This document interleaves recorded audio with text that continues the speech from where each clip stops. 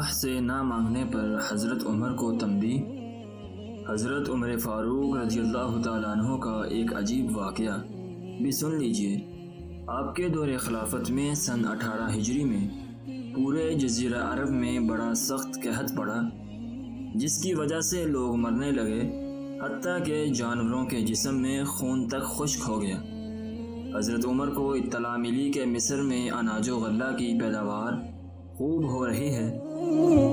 آپ نے وہاں کے گورنر حضرت عمرو بن العاص کو خط لکھا کہ یہاں حجاز میں غلہ کی کمی ہے اور مصر میں اس کی فراوانی ہے، اس لیے تم یہاں والوں کے لیے غلہ روانہ کرو۔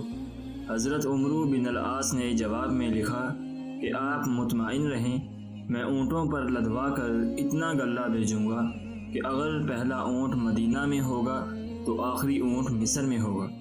غرض یہ کہ غلہ آیا اور حضرت عمر نے اس کو تقسیم کر دینے کا حکم فرمایا، اور لوگ آ کر غلہ لے جا رہے تھے۔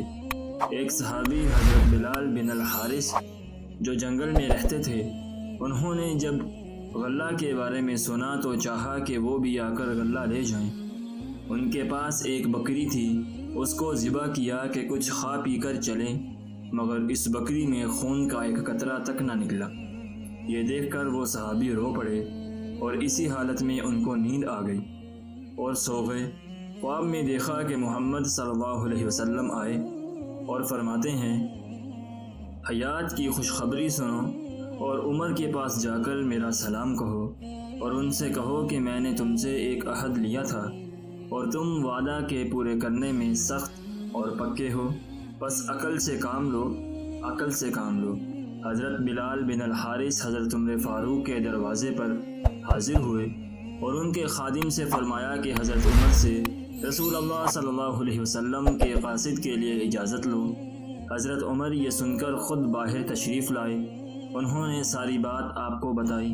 حضرت عمر گھبرا گئے اور باہر نکل کر لوگوں کو جمع کیا اور منبر پر کھڑے ہوئے اور فرمایا کہ میں تم کو اللہ کی قسم دے کر پوچھتا ہوں کہ کیا میرے طرز عمل میں آپ حضرات کوئی بات بری اور مکروہ دیکھتے ہیں؟ لوگوں نے کہا کہ نہیں۔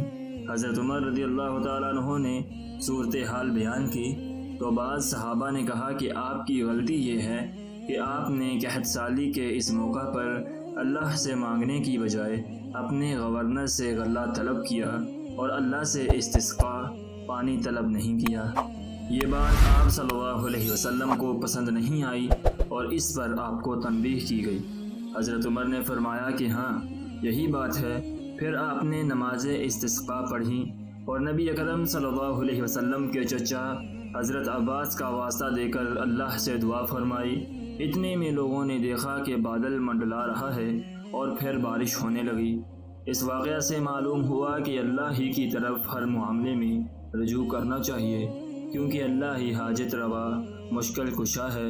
کوئی نبی ولی، کوئی پیر و فقیر، کوئی مولوی و عالم، کوئی شیخ و صوفی نہ کسی کی بگڑی بنا سکتا ہے، نہ کسی کی حاجت روائی کر سکتا ہے اور نہ کسی کی دستگیری کر سکتا ہے۔